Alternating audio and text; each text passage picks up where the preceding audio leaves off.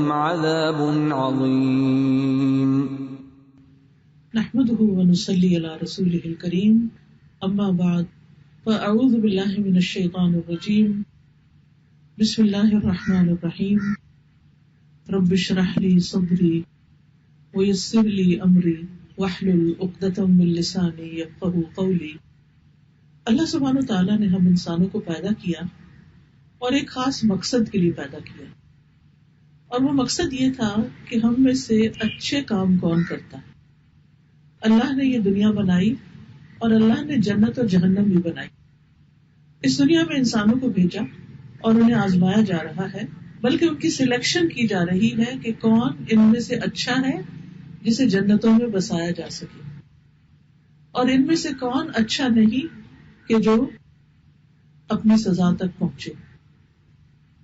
ہم میں سے ہر شخص اللہ سبحانہ وتعالیٰ اسے یہ دیکھ رہا ہے کہ ہم ڈفرینٹ سچویشنز میں کرتے کیا ہیں، ہمارے ایکشنز کیا ہیں، نارملی ہم کیا کچھ ہماری روٹین ہے، ہمارا صبح اور شام کا طریقہ کیا ہے، ہم دن کیسے گزارتے ہیں، ہم رات کیسے گزارتے ہیں، ہم سردیاں کیسے گزارتے ہیں، ہم گرمیاں کیسے گزارتے ہیں، ہم اپنے پروفیشنل لائف میں کیسے ہیں، ہم اپنی پرسنل لائف میں کیسے ہیں. تو یہ ہم سب سے دیکھا جا رہا ہے، اور اس سے کوئی بھی مبرہ نہیں. کوئی عام انسان ہو، کوئی خاص انسان ہو، کوئی جوان ہو، کوئی بوڑھا ہو، سب پر اللہ کی نظر ہے. خود بھی اللہ سبحانہ وتعالیٰ خود ہر ایک کو واچ کر رہے ہیں. ان کل نفس لما علیہا حافظ. کوئی انسان ایسا نہیں کہ جس پر یعنی کوئی نگران نہ ہو، اور وہ نگران حافظ کون ہے؟ وہ اللہ سبحانہ وتعالیٰ خود ہی ہے. اسی طرح ہر انسان کے ساتھ اس نے 2 فرشتے رکھے ہیں جن کو کرامن کاتبین کہا جاتا ہے، یعنی معزز فرشتے. یہ فرشتے جو ہیں یہ انسان کے ہر عمل کو لکھ رہے ہیں. جو کچھ بھی ہم کرتے ہیں وہ سب کا سب لکھا جا رہا ہے. حتیٰ کہ ہمارے منہ سے ایک آہ بھی نکلتی ہے، ہائے بھی نکلتی، وہ بھی لکھ لیتے ہیں. چاہے ہم کوئی کام کی بات کریں یا بیکار کی بات کریں، وہ سب لکھا جاتا ہے. یہ اتنا زیادہ کیوں دیکھا جا رہا ہے ہمیں، اور ہمارے اعمال کو کیوں لکھا جا رہا ہے؟ کیونکہ ایک یوم الدین ہے، بدلے کا دن ہے، جس میں انسان کو اس کے ان سارے اعمال کا بدلہ دیا جائے گا.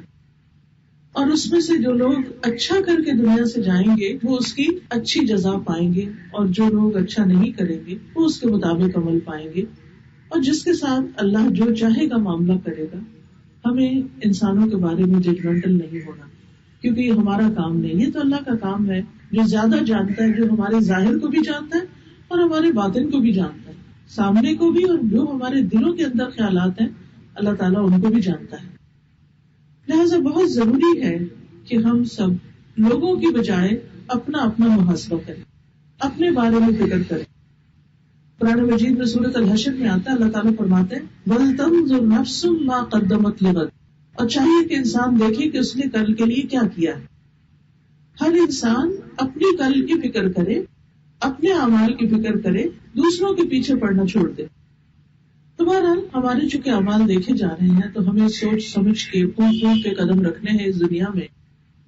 اس میں 2 طرح کے اعمال ہوتے ہیں، ایک وہ جن کو ہم خود انیشیٹ کرتے ہیں، اور دوسرے وہ اعمال ہوتے ہیں جو کسی کے عمل کے نتیجے کے طور پر ہم سے صادر ہوتے ہیں. ایک کو آپ ایکشن کہہ لیجئے، ایک کو آپ ری ایکشنز کہہ لیجئے. ہمارے ایکشنز کیا ہیں؟ جیسے ہم صبح اٹھتے ہیں، اپنی مرضی سے ہم وضو کرتے ہیں، نماز پڑھتے ہیں یا نہیں پڑھتے، جاگتے ہیں یا سوئے رہتے ہیں، اپنی مرضی کا ناشتہ کرتے ہیں، اپنی مرضی سے کام کرتے رہتے ہیں. اور ان میں سے سارے کام اگر انسان صحیح طریقے پر کرتا ہے تو وہ اس کے لیے عبادت بن جاتے ہیں، اور اگر ان میں انسان کسی پہ ظلم کر رہا ہے یا اللہ کا حق مار رہا ہے یا بندوں کا حق مار رہا ہے تو یہ اس کے اپنے ہی خلاف پڑتا ہے. یعنی انسان کا ظلم جو ہے وہ اس کے اپنے ہی لیے نقصان دہ ہے. بہرحال اس میں تو بہت سے لوگ کامیاب ہو بھی جاتے ہیں کہ نیت اچھی، طریقہ اچھا، کام اچھا، ویل اینڈ گڈ. لیکن اصل امتحان وہاں شروع ہوتا ہے جہاں ہم لوگوں کے کسی ایکشن پر ری ایکشن کرتے ہیں. جب ہماری مرضی کے خلاف کوئی چیز ہوتی، جب ہمارا بچہ ہماری بات نہیں سنتا، جب شوہر بلا وجہ تنقید کر دیتے ہیں، جب دوست ہم سے بدگمان ہو جاتے ہیں، جب ہمیں کوئی کچھ کرتے ہوئے بلا وجہ روک ٹوک کرنے لگتا ہے، کوئی ان پر کرٹیسزم شروع کر دیتا ہے، اس وقت ہم کیا کرتے ہیں؟ اس سے کھل کر سامنے آتا ہے کہ ہم ہیں کیا. ہم ساری دنیا کے ساتھ اچھے ہوں، لیکن جب ہم گھر پہنچے اور اپنے ہی بچے کے ساتھ اچھے نہ ہوں تو پھر ہمارا اچھا ہونا کیا اچھا ہونا ہے. نبی صلی اللہ علیہ وسلم نے اچھے اخلاق کی تعریف کیا کی ہے؟ خیرکم خیرکم لأہلہ وأنا خیرکم لأہلی. تم میں سب سے اچھا وہ ہے جو اپنے گھر والوں کے لیے اچھا ہے، اور میں تم میں سب سے زیادہ اپنے گھر والوں کے لیے اچھا ہوں. انسان ساری دنیا سے خوش مزاجی سے بات کرے، اپنی بیوی کے ساتھ اگر خوش مزاج نہیں تو اللہ کی نگاہ میں وہ خوش مزاج نہیں. اسی طرح ہم بھی اگر ہر ایک کے ساتھ اچھے ہیں لیکن شوہر کے ساتھ ہر وقت موڈ آف رکھتے ہیں اور چھوٹی چھوٹی باتوں کے اوپر بہت زیادہ ریئیکٹ کر جاتے ہیں جو کہ بعض اوقات ناحق بھی ہو سکتا ہے، تو وہ ہمارے ہی خلاف جائے گا. اس لیے بہت ضروری ہے کہ ہم جہاں نمبر 1 اپنے ایکشنز کو درست کریں، وہاں جیسے ایکشنز میں کیا ہے، اللہ کے ساتھ معاملے میں اپنی نمازیں درست کریں، اپنا قرآن کا پڑھنا درست کریں، اپنے حج عمرہ زکوٰۃ وغیرہ جو بھی نیکی کے کام ہے، صدقات خیرات، بندوں کے ساتھ خدمت وغیرہ اللہ کی خاطر جو ہم کرتے ہیں ان کا ساتھ طریقہ ہمارا درست ہو، سب کچھ اللہ ہی کی خاطر کریں. وہاں دوسری طرف بندوں کے ساتھ معاملہ کرتے ہوئے جو اصل سلوک کرنا ہے. اور پھر زیادہ اہم بات جو ہے وہ یہ کہ ہم اپنے ریئیکشنز کو کنٹرول کریں. اب اس میں آپ دیکھیے کہ بعض اوقات صبر کا پیمانہ لبریز ہو جاتا ہے. ہم دنوں ایک بندے کے ساتھ اچھا کرتے رہتے ہیں، پھر اس سے کوئی ایسی غلطی ہوتی ہے تو ہم کہتے ہیں بس اب میری بس ہے. صبر کرتے رہتے ہیں، پھر ایک دم آ کے کہتے ہیں اب صبر نہیں ہوتا، ہم کب تک صبر کریں. پھر اسی طرح ہم اللہ سے پر امید رہتے ہیں، ہمیں کچھ ملتا رہے تو ہم خوش رہتے ہیں، اگر ہمارے راستے میں کوئی رکاوٹ آ جائے تو ہم اللہ سے بھی ناراض ہونے سے باز نہیں آتے. حالانکہ ہمیں پتا ہے کہ لا ملجا ولا، یعنی کہ کوئی ملجا و ماوا ہے ہی نہیں سوائے اللہ کے. اس سے بھاگ کے ہم جائیں گے کہاں؟ کون ہمیں پناہ دے سکتا ہے؟ نہ زمین دے گی نہ آسمان دے گا، کوئی بھی ہمیں نہیں چھڑا سکتا. جانا تو ہم نے اسی کی طرف ہے. غفرانک ربنا والیک المصیر، ہم سب کہتے ہیں کہ بخشش تیری چاہیے اور اے ہمارے رب تیری ہی طرف لوٹنا ہے، تیری طرف واپسی. تو ہماری واپسی، ہمارا جانا وہ اللہ سبحانہ وتعالیٰ ہی کی طرف ہے. تو اس لیے اس کے ساتھ معاملہ کا درست ہونا جو ہے یہ بہت ہی ضروری ہے اور ہماری ریکوائرمنٹ ہے کامیابی کے لیے. لیکن پھر ان مشکلات کا کیا کریں جو ہمارے راستے میں پیش آتی ہیں. اور بعض مشکلات تو ایسی ہوتی ہیں کہ جن سے جان چھڑانا محال ہوتا ہے. بعض غم ایسے ہوتے ہیں کہ جن سے ہمیں نجات ہی نہیں ملتی، جس کی وجہ سے ہم کئی خرابیاں کر جاتے ہیں. ہم اپنے غم اور دکھ اور پریشانی کے بوجھ تلے اس طرح دب جاتے ہیں کہ ہمیں سمجھ نہیں آتی کہ ہم کریں تو کیا کریں. اس لیے وہ ایکشن جو ہم خود انیشیٹ کرتے ہیں یا وہ ری ایکشن جو دوسروں کے رویے کے جواب میں ہم کرتے ہیں، ان سب کے لیے ضروری ہے کہ ہم اپنے طرز عمل پر غور کریں. آج میں چند ایک دعائیں آپ کو بتاؤں گی کہ جس سے انسان اپنی پریشانیوں اور اپنے مسائل پہ قابو پا سکتا ہے. اس کے بعد انشاءاللہ اگر آپ کو کوئی سوال ہوگا تو اس کے جواب میں کچھ چیزیں ہو سکتی ہیں. مصر کے ایک بہت بڑے اسکالر ہیں جنہوں نے قرآن کی تفسیر بھی کی ہے، ان کا نام ہے محمد متولی شعراوی. شاید آپ میں سے کسی نے شیخ شعراوی کا نام سنا ہو. بہت مشہور اسکالر ہیں اور قرآن پاک چونکہ عرصے سے پڑھا رہے ہیں اس لیے بعض اوقات بڑے کام کے نقطے بتاتے ہیں. وہ کہتے ہیں کہ مجھے 4 طرح کے لوگوں پر تعجب ہے جو 4 مسائل کے حل سے غافل ہیں. یعنی وہ مسئلے کا شکار ہیں، اللہ نے مسئلے کا حل بتا دیا ہے لیکن انہیں نہیں پتا کہ حل کیا ہے، یا اگر پتا ہے تو وہ اس حل کو اختیار نہیں کرتے. وہ کہتے ہیں کہ مجھے تعجب ہے اس شخص پر جو غم سے آزمایا گیا، یعنی جس کے دل پر غم ہے، وہ غم میں ڈوبا ہوا ہے، کہ وہ کیسے اس آیت سے غفلت اختیار کرتا ہے، وہ کیسے اس آیت کو نہیں پڑھتا. لا الہ الا انت سبحانک سبحانک انی کنت من الظالمین. الہی تیرے سوا کوئی معبود نہیں، تو پاک ہے، بے شک میں ظالموں میں سے ہو گیا، یعنی میری غلطی، میرا قصور. آپ جانتے ہیں کہ یہ آیت پڑھی تھی، یہ دعا پڑھی تھی یونس علیہ السلام نے جب وہ مچھلی کے پیٹ میں سمندر میں جا پڑے تھے، سمندر کی گہرائیوں میں اندھیروں پر اندھیرے میں ڈوب گئے تھے. آپ دیکھیں تھوڑی دیر کے لیے بھی لائٹ چلی جائے رات کو تو کتنا دل گھبرا جاتا ہے. کہاں یہ کہ وہ معلوم نہیں کتنا عرصہ اس کے اندر رہے. جو ہی وہ اس میں پہنچے تو اللہ سبحانہ وتعالیٰ کو انہوں نے پکارا لا الہ الا انت سبحانک انی کنت من الظالمین. تو کہتے ہیں کہ کیا تم نہیں جانتے کہ اس دعا پر اللہ نے انہیں کیا جواب دیا؟ فاستجبنا له ونجیناہ من الغم.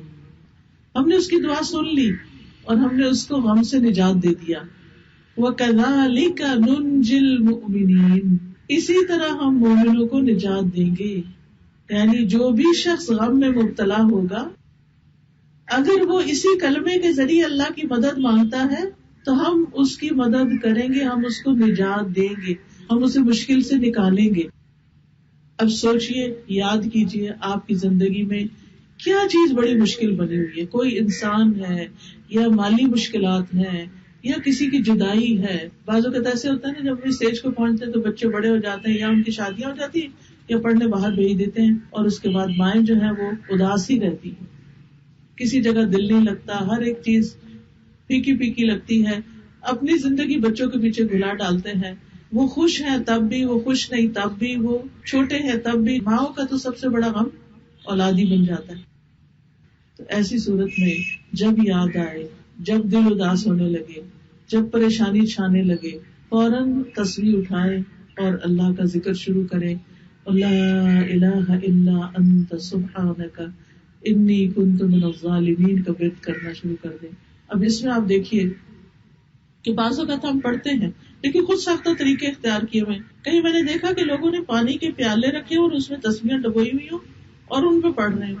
یہ بھی ایک خود ساختہ تکلف کی بات ہے.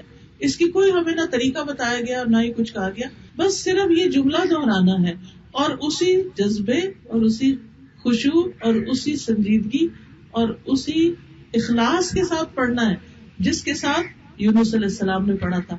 اور وہ کیا تھا کہ دل کی گہرائیوں سے. آپ دیکھیے کہ جو شخص کسی قید خانے میں ہو, کوئی شخص کہیں کنفائن ہو گیا ہو, کہیں پھنس گیا ہو, کبھی ہو سکتا ہے آپ کسی لفٹ میں چڑھے اور وہاں بجلی چلی گئی اور لفٹ کا دروازہ اندھیرے میں بند ہو گیا ہو. کچھ لوگوں کو ایسا فوبیا بھی ہوتا ہے کہ وہ بند جگہ پہ نہیں جا سکتے, اور کہیں واش روم کی کنڈی کھٹک گئی اور وہ کھل نہ رہی ہو یا دروازہ نہ کھل رہا ہو تو دل کا حال کیا ہوتا ہے. تو یونس علیہ السلام کے تو مچھلی کے پیٹ میں چلے گئے تھے, وہاں تو نہ کنڈی تھی نہ دروازہ تھا, نہ کچھ توڑ سکتے تھے نہ کچھ, اور اگر باہر نکلتے بھی تو کہاں جاتے, سمندر کی گہرائیوں میں بچنے کا کوئی راستہ نہیں تھا. اور یہ سچی سٹوری ہے, سچی بات ہے. اس جگہ سے اللہ نے ان کو نکالا, چونکہ مچھلی کے پیٹ میں اسٹامک میں ایسڈ ہوتا ہے, لہٰذا ان کا جسم جو تھا وہ کچھ اسکن ڈیزیز ان کو ہو گئی, اس سے اسکن پرابلم ہو گیا. تو اللہ کے حکم سے مچھلی نے ان کو کنارے میں لا کے اگل کے ڈالا. اللہ نے ان کے اوپر ایک بیل اگائی, کدو کی بیل تھی, جس سے انہوں نے پھر کھایا بھی اور اس کا سایہ بھی انہیں ملا. اور کس طرح اللہ نے ان کو اس مشقت سے نجات دے دی. فاستجبنا له ونجیناہ من الغم وکذالک ننجی المؤمنین. یہ جو جملہ ہے نا, وکذالک ننجی المؤمنین, اسی طرح ہم مومنوں کو, ایمان والوں کو بچا لیا کرتے ہیں, ان کو بھی نجات دیتے ہیں. اس میں خوشخبری ہے ہم سب کے لیے. یاد رکھیے شیطان خوش ہوتا ہے بندے کو غمگین کر کے, کیونکہ وہ دشمن ہے نا. کسی کا بھی دشمن کیا چاہتا ہے کہ جس سے اس کی دشمنی ہے اس کی زندگی میں کوئی خوشی نہ ہو, اس سے حسد کرتا ہے, اس کو تکلیف دیتا ہے, اس کو پریشان رکھتا ہے.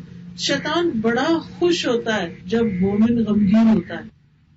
تو ہم نے اپنے دشمن کو خوش نہیں ہونے دینا. آپ دیکھیے بعض اوقات ہمیں پتا ہوتا ہے نا کہ کچھ لوگ جو ہیں ہمیں واچ کر رہے ہوتے ہیں اور وہ ہماری کسی خوشی سے خوش نہیں ہوتے, تو ہم ان کے سامنے اپنے آپ کو اور کمپوز کر لیتے ہیں اور ظاہر ہی نہیں ہونے دیتے کہ ہمیں کوئی کمی ہے یا ہمیں کوئی تکلیف ہے. ہم اپنے اوپر ایک ایسی کیفیت لاتے ہیں کہ کوئی ہمیں یہ نہ کہے کہ یہ پریشان ہے. تو مزہ آیا کہ پریشانی آئی اس پر. تو کسی دشمن کو اپنے اوپر ہنسنے نہیں دیتے, تو ہم شیطان دشمن کو اپنے اوپر کیوں ہنسنے دیں.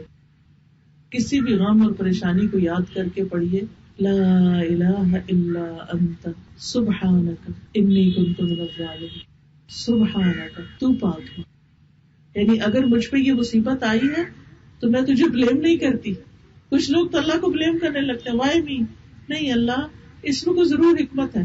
آپ دیکھیے کہ سونے کو جب خالص کرنا ہو تو اسے بھٹی میں ڈالا جاتا ہے, اسے پگھلایا جاتا ہے, اسے سخت گرم کیا جاتا ہے.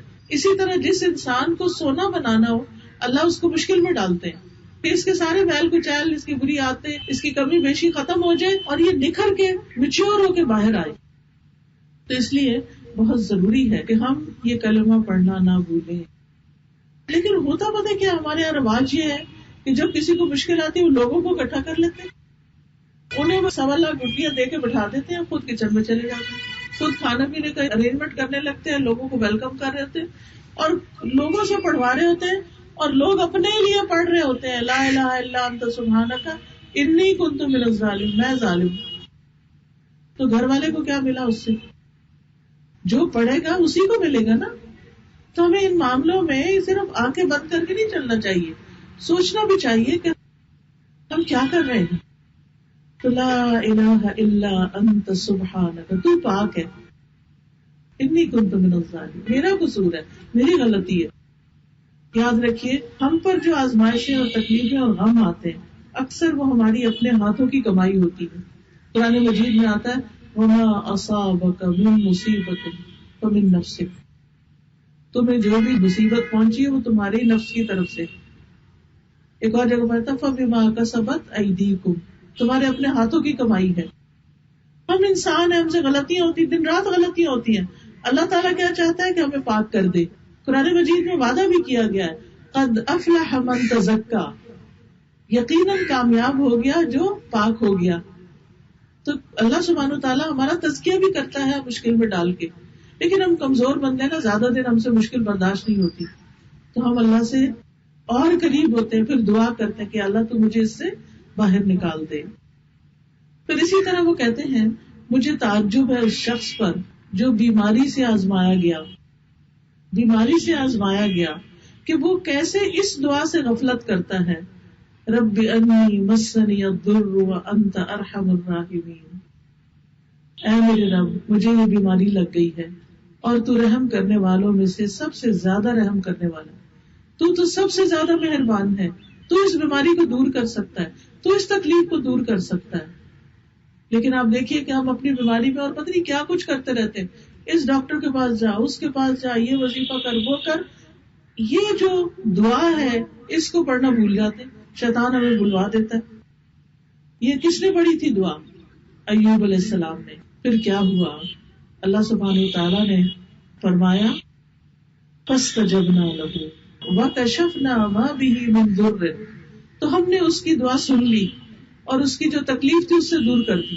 کہا جاتا ہے کہ 18 سال تک وہ بیماری میں مبتلا رہے اور اسکن ڈیزیز تھی، سب لوگ ان کو چھوڑ گئے تھے، حتیٰ کہ ان کے اپنے گھر والے بھی، کوئی بھی ان کے پاس نہیں تھا.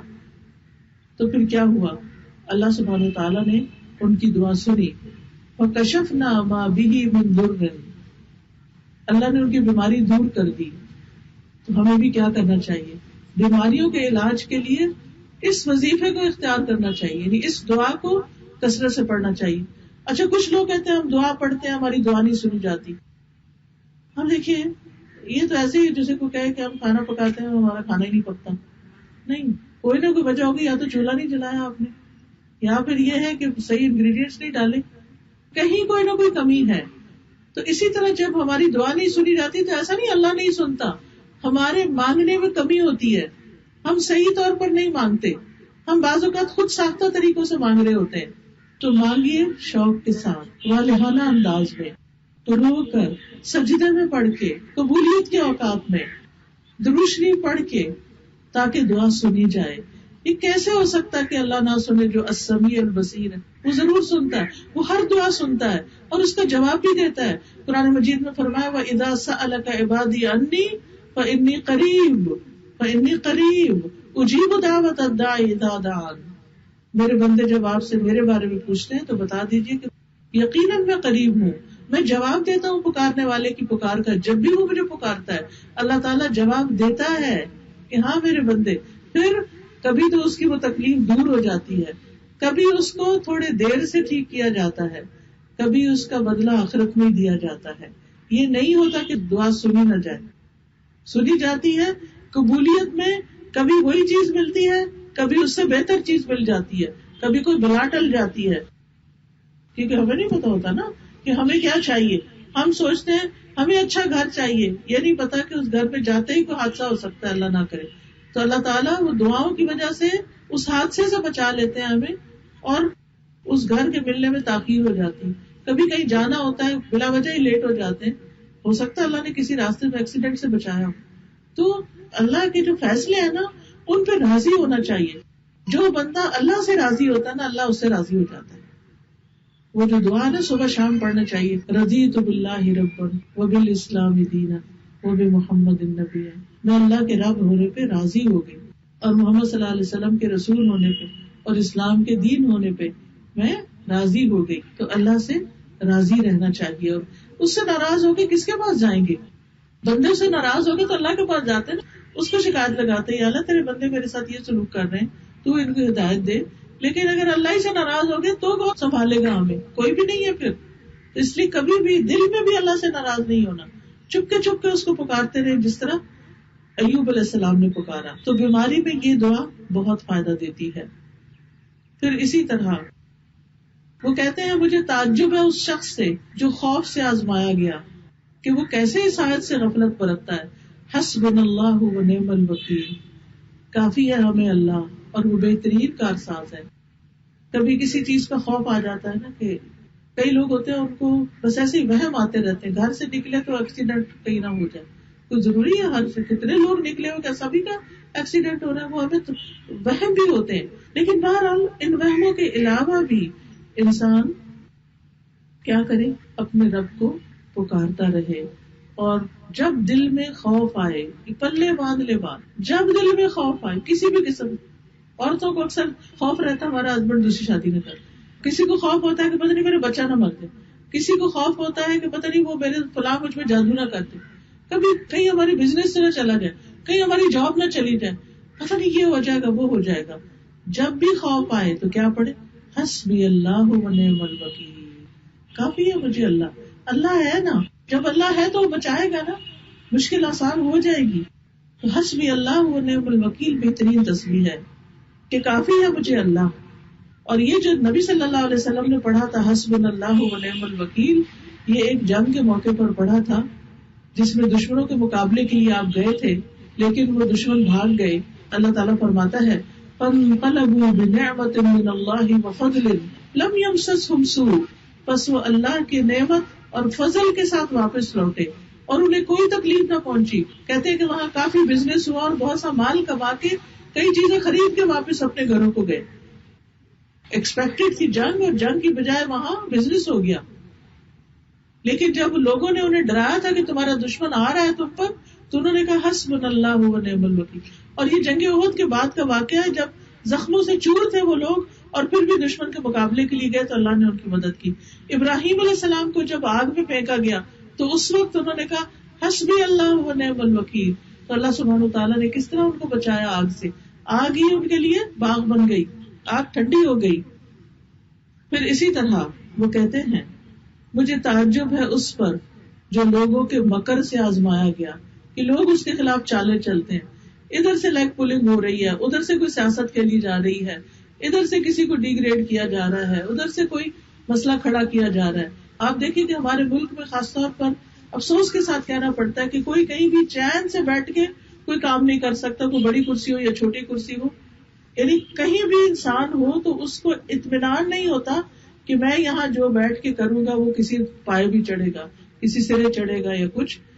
کہیں نہ کہیں سے کوئی نہ کوئی چالیں اندر سے یا باہر سے چلی جاتی. اسی طرح گھروں کے اندر بھی ایسے مسائل ہوتے ہیں، میاں بیوی کو چین سے رہنے نہیں دیتے. کوئی ادھر سے چال چل رہا ہے، کوئی ادھر سے چال چل رہا ہے، کوئی کسی کو کسی اپنے ہی قریبی بہن بھائیوں سے خطرہ ہے، کسی کو اپنے نند سے خطرہ ہے، کسی کو ساس کا مسئلہ ہے، کہیں ساس کو بہو کا مسئلہ ہے. تو اس میں عموماً لوگوں کو شکوہ ہوتا ہے کہ ہم ہسبینڈ وائف تو ٹھیک ہے، وہ لوگ فلاں لوگ جب آتے ہیں تو ان کا موڈ خراب ہو جاتا ہے، ہمارے تعلقات خراب ہو جاتے ہیں. تو ایسے موقعوں پر بھی خوف اپنے اندر سے نکالیے، اپنا معاملہ اللہ کے سپرد کر دیجیے. اس میں آپ دیکھیے کہ وَأُفَوِّضُ أَمْرِي إِلَى اللَّهِ إِنَّ اللَّهَ بَصِيرٌ بِالْعِبَادِ. یہ کس نے پڑھا تھا؟ یہ کلمہ کس نے پڑھا تھا کہ میں اپنا معاملہ اللہ کے سپرد کرتا ہوں؟ اللہ اپنے بندوں کو دیکھنے والا ہے. یعقوب علیہ السلام نے جب انہوں نے اپنا معاملہ اللہ کے سپرد کر دیا. تو بات یہ ہے کہ بہت دفعہ ایسا ہوتا ہے کہ اپنے ہی پیارے، اب دیکھیں یعقوب علیہ السلام کس سے آزمائے گئے تھے؟ اپنے بیٹوں سے، کہ جنہوں نے اپنے ہی بھائی کو اٹھا کے کنویں میں پھینک دیا تھا. کبھی ایسا بھی ہوتا ہے اپنی اولاد آزمائش بن جاتی ہے، اپنی اولاد ہی مصیبتیں کھڑی کر دیتی ہے، اپنی اولاد ہی دشمن بن جاتی ہے. اور اس سے بڑا غم کوئی نہیں ہو سکتا کہ جن کو پلکوں پہ پالا، ہر کوئی دکھ تکلیف نہ ہونے دی، وہی کھڑے ہو گئے تکلیف دینے کے لیے. یہ بہت بڑا غم ہوتا ہے. لیکن انسان جب اپنا معاملہ اللہ کے سپرد کر دیتا ہے، اللہ اس کے لیے کافی ہو جاتا ہے. یا اللہ یہ معاملہ مجھ سے نہیں سنبھلتا، یہ میرے قابو میں نہیں، یہ میرے بس میں نہیں، تو ہی ان کو سنبھال، تو ہی ان کو ہدایت دے. تو اللہ سبحانہ وتعالیٰ اس معاملے کو اپنے ذمہ لے لیتا ہے. اللہ سبحانہ وتعالیٰ نے کیا فرمایا؟ فَوَقَاهُ اللَّهُ سَيِّئَاتِ مَا مَكَرُوا، کہ اللہ نے انہیں تمام چالوں سے محفوظ رکھا جو انہوں نے سوچ رکھی تھی. تو حقیقت یہ ہے کہ اللہ سبحانہ وتعالیٰ ہی بندوں کو ہر معاملے میں نجات دینے والا ہے. تو اس لیے بہت ضروری ہے کہ ہم ہر معاملے میں اللہ سبحانہ وتعالیٰ کی طرف رجوع کریں. دیکھیے غم اور دکھ سے بچنے کے لیے کچھ دعائیں اور بھی ہیں. مثلاً ایک دعا ہے اللہ اللہ ربی لا اشرک بہ شیئا، اللہ اللہ میرا رب، میں اس کے ساتھ کسی کو بھی شریک نہیں کرتی. آپ دیکھیے کہ ہم کبھی مال کے نقصان سے دکھی ہوتے ہیں، کبھی اولاد کی وجہ سے ہوتے ہیں، کبھی بیماری کی وجہ سے ہوتے ہیں، کبھی کسی چیز سے، کبھی کسی چیز سے. اللہ سبحانہ و تعالیٰ جانتا ہے کہ جب اللہ نے بندے کو نا اپنے لیے بنایا ہے، اپنے لیے پیدا کیا ہے. فرمایا وما خلقت الجن والانس الا لیعبدون، کہ میں نے جن و انس کو اپنی عبادت کے لیے پیدا کیا. اب بندہ جب اللہ کی عبادت چھوڑ کے اور چیزوں کی طرف زیادہ لگ جاتا ہے، تو جس چیز سے وہ اللہ سے بڑھ کے محبت کرتا نا، اللہ تعالیٰ اسی چیز سے اس کو توڑتا ہے. یہ بات یاد رکھیے گا زندگی میں، جس سے ہم محبت زیادہ کرتے ہیں نا، اللہ اسی کے ذریعے ہمیں آزما لیتا ہے. یعقوب علیہ السلام بھی حضرت یوسف سے بہت محبت کرتے تھے، اللہ نے ادھر سے آزمائش بھیجی تھی. جن چیزوں سے، چاہے مال و دولت ہو، چاہے اولاد ہو، چاہے چیزیں ہو، کیونکہ ایمان کی علامت کیا ہے؟ والذین آمنوا اشد حبا للہ، ایمان والے اللہ کی محبت میں سب سے زیادہ شدید ہوتے ہیں. تو جہاں کوئی اللہ سے زیادہ پیارا ہوا، اللہ اسی سے توڑ دیتا ہے بندے. تو بندہ پھر کیا پڑھے؟ اللہ میں کسی کو تیرے شریک نہیں کرتا، تو سب سے زیادہ مجھے عزیز ہے، سب سے زیادہ میں تجھ پر ایمان رکھتا ہوں. تو اللہ اللہ ربی، آپ سب پڑھیے اللہ اللہ ربی لا اشرک بہ شیئا، اللہ اللہ ربی لا اشرک بہ شیئا، اللہ اللہ ربی لا اشرک بہ شیئا. جب تک دل سے غم ہٹے نا، پڑھتے رہے، آپ دیکھیں گے آپ کا دل ہلکا ہو جائے گا. دیکھیے ہم باہر کا موسم نہیں بدل سکتے، مثلا سورج نکلا ہوا دھوپ ہے، ہم یہ نہیں کر سکتے کہ سورج کے آگے ہم اپنے آپ کو بچاؤ کر لیتے ہیں، چھاؤں میں چلے جاتے ہیں. ٹھنڈی ہوا چل رہی ہے، ہم کپڑے موٹے پہن لیتے ہیں، ہم ہوا تو نہیں روک سکتے. تو بہت سی چیزیں ہمارے بس میں اور کنٹرول میں نہیں، لیکن اپنے آپ کو پروٹیکٹ کر سکتے ہیں. کبھی اللہ کے ذکر سے، اللہ کے کلمات سے، اللہ کو پکار کے، اللہ کی مدد اور اللہ کی حفاظت سے. پھر اسی طرح غم اور دکھ کے وقت نبی صلی اللہ علیہ وسلم یہ کلمہ پڑھا کرتے تھے، لا الہ الا اللہ العظیم الحلیم. آپ پڑھیے لا الہ الا اللہ العظیم الحلیم، لا الہ الا اللہ العظیم الحلیم، لا الہ الا اللہ رب السماوات والارض ورب العرش العظیم، لا الہ الا اللہ رب السماوات والارض ورب العرش العظیم، لا الہ الا اللہ العظیم الحلیم، لا الہ الا اللہ رب السماوات والارض ورب العرش العظیم. پھر اسی طرح یا حی یا قیوم برحمتک استغیث، اے زندہ رکھنے والے، اے قائم رکھنے والے، میں تیری رحمت کی فریاد کرتی ہوں. انسان اپنے آپ کو اللہ کے آگے گرا دے، اللہ کے آگے روئے، اللہ سے تڑپ کے دعا مانگے، کیونکہ غافل دل کی دعا نہیں سنی جاتی کہ ہم دھیان ادھر ادھر کریں اور ویسے تسبیح پڑھ رہے ہیں اور کہ ہم نے لاکھ دفعہ پڑھ لیا پھر بھی مسئلہ نہیں حل ہوا. نہیں، اگر ایک دفعہ بھی پڑھتے اور رو کے پڑھتے تو زیادہ وزنی تھا، زیادہ افیکٹو تھا. تو اس لیے بہت ضروری ہے کہ ہم اللہ سبحانہ وتعالیٰ کی طرف ہر حال میں رجوع کرنے والے ہوں. اور ایک اور چیز یہ کہ اگر ہم دکھ سے بچنا چاہتے ہیں تو دوسروں کو دکھ دینا چھوڑ دیں، دوسروں کے لیے آسانیاں پیدا کریں، صبر کر جائیں. کسی نے ہمارا دل دکھایا تو یہ نہیں ہم اس سے زیادہ اس کا دکھائیں، صبر کر جائیں، تھوڑی دیر چپ ہو جائیں اور پھر سوچ سمجھ کے جواب دیں اگر دینا بھی ہو. تو اس میں آپ دیکھیے کہ بعض اوقات ہم تو اپنے آپ کو کنٹرول کر لیتے ہیں، لیکن لوگوں کی دردناک باتیں، جھڑکیاں، طنز، ڈانٹ، تانے، اور بعض اوقات گھر والوں ہی کی طرف سے یہ ساری باتیں، اپنے رشتے دار، بہن، بھائی، شریک، دوست، ماں، نانی، دادی، والدہ، بہن، ساس، سسر وغیرہ، ان سب کی طرف سے جب بہت سے تانے سننے کو ملتے ہیں تو بعض اوقات انسان صبر نہیں کر پاتا. جہاں سے میں نے شروع کیا اختتام پر وہی بات کروں گی کہ صبر نہیں کر پاتا اور انسان کے دل میں ایسا درد پیدا ہو جاتا ہے کہ جس سے چھٹکارا مشکل ہوتا ہے. تو پھر یہ ہے کہ یہ جو دل تیروں سے چھلنی ہو چکا ہے، اس کے لیے ہم کیا کریں؟ اس مرض کا کوئی علاج ضروری ہوتا ہے. اور پھر آپ دیکھیے کہ بعض اوقات صرف روحانی مرض نہیں رہتا، وہ جسمانی بھی بن جاتا ہے. ہمارے اعصاب بھی متاثر ہوتے ہیں، ہماری عقل بھی متاثر ہوتی ہے. اور جب لوگ اس طرح کی باتیں کرتے ہیں تو ان کے پیچھے ان کی بری نیتیں، مکر، فریب، چال، حسد، بغض، دشمنی، کئی چیزیں ہوتی ہیں. تو یاد رکھیے کہ اس کا بھی حل ہے. اور یہ جو کلمات میں نے آپ کو بتائے ہیں، اس کے علاوہ قرآن مجید میں تسبیح کا ذکر ہے سورۃ الحجر میں. وَلَقَدْ نَعْلَمُ أَنَّكَ يَضِيقُ صَدْرُكَ بِمَا يَقُولُونَ. ہم جانتے ہیں کہ آپ کا سینہ تنگ ہوتا ہے لوگوں کی باتوں سے. یہ باتیں جو لوگ بناتے ہیں آپ کے دل کو تنگ کرتی ہیں. تو آپ اس کا علاج کیا کریں؟ وَلَقَدْ نَعْلَمُ أَنَّكَ يَضِيقُ صَدْرُكَ بِمَا يَقُولُونَ فَسَبِّحْ بِحَمْدِ رَبِّكَ وَكُن مِّنَ السَّاجِدِينَ. تو آپ اس کے جواب میں کیا کیجیے؟ تسبیح کیجیے اور سجدے کیجیے، سجدہ کرنے والوں میں شامل ہو جائے.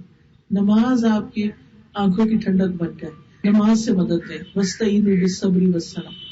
تو دل کی تنگی کا علاج تسبیح اور نماز میں بھی ہے. یعنی سبحان اللہ، سبحان اللہ، سبحان اللہ، سبحان اللہ، الحمدللہ. خاص طور پر صبح اور شام کے اوقات میں، یعنی سورج نکلنے سے پہلے، سورج غروب ہونے سے پہلے 100 دفعہ سبحان اللہ و بحمدہ، سبحان اللہ و بحمدہ. انسان کے گناہ اگر سمندروں کی جھاگ برابر ہو تو وہ بھی صاف ہو جاتی.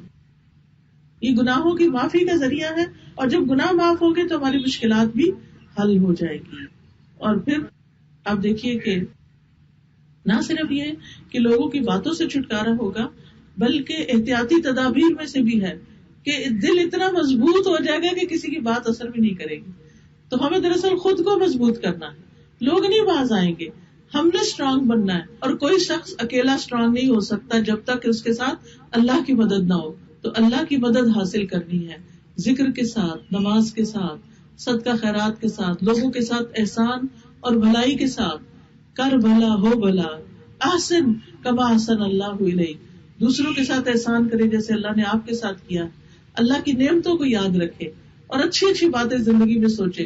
اچھے لوگوں کی کمپنی اختیار کرے، ایسے لوگوں کے پاس بیٹھے جن کے پاس بیٹھ کر آپ کا دل اچھا ہوتا ہو، آپ کا دھیان بٹتا ہو. تو انشاءاللہ اللہ سبحانہ تعالیٰ ضرور مدد کرے گا. بس اس کی طرف آنے کی دیر ہے. ایک قدم چل کر آؤ، میں 10 قدم تمہاری طرف آؤں گا. تم چل کر آؤ، میں دوڑ کر آؤں گا. ایسا جواب اور کون دیتا ہے؟ کہ صرف اللہ رب العزت ہی دیتا ہے. لہذا اس کے قریب ہونے کے لیے اس کا ذکر، نماز اور قرآن کا مطالعہ کیجیے، قرآن پڑھیے، قرآن کو سمجھیے. پھر آپ دیکھیں کہ قرآن کیسے آپ کے دل کی بہار بن جاتا ہے. تھوڑا سا ٹائم ضرور. اور اب تو واٹس ایپ وغیرہ اتنی چیزیں ہیں کہ جس سے آپ اگر ایسا گروپ کوئی جوائن کر لیں جس میں ڈیلی آڈیوز شیئر ہوتے ہیں قرآن کے ترجمے، تفسیر کے یا تلاوت کے، تو وہ بھی آپ روزانہ رات لیٹ کے سن لیں، دوپہر کے الولا کے وقت، کسی بھی وقت آپ کھانا پکاتے ہوئے، کہیں بھی کھڑے ہو کے، ڈرائیو کرتے ہوئے، گھر سے آتے جاتے ہوئے، تو آپ دیکھیں گے کہ آپ کا دل آہستہ آہستہ ہلکا ہونا شروع ہو جائے گا. آپ کے بوجھ ہٹنا شروع ہو جائیں گے. کیونکہ اللہ سبحانہ تعالیٰ فرماتے ہیں کہ وہ شفاء لما فی الصدور، سینوں میں جو کچھ ہے اس کے لیے یہ شفا ہے. تو اللہ تعالیٰ قرآن کو ہمارے دلوں کا نور، ہمارے سینوں کی بہار اور ہمارے سینوں کے لیے شفا بنا دے. وآخر دعوانا ان الحمد للہ رب العالمین. اب اگر کوئی سوال کرنا چاہیں تو آپ کر سکتے ہیں. جی آپ پوچھیے. بالغ ہونے پہ.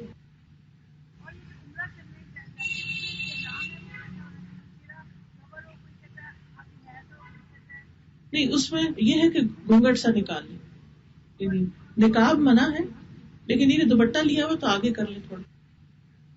وعلیکم السلام ورحمۃ اللہ وبرکاتہ.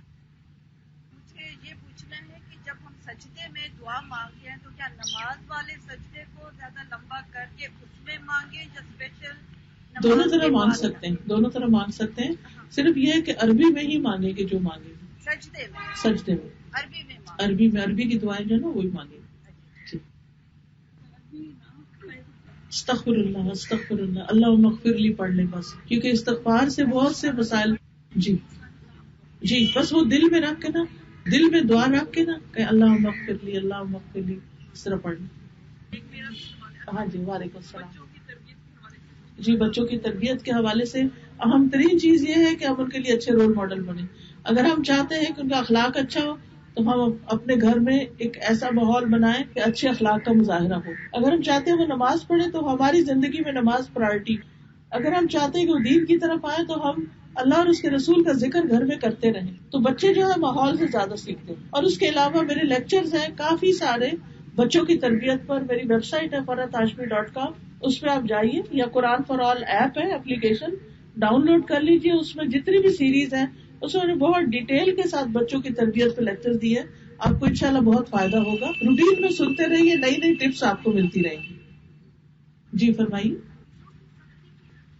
دلوں کی سختی کے لیے موت کو یاد کرنا، یتیم کے سر پہ ہاتھ رکھنا، صدقہ خیرات کرنا. دوسروں کے لیے بھی دعا کریں، یا اللہ فلاں کے دل کو نرم کر دے.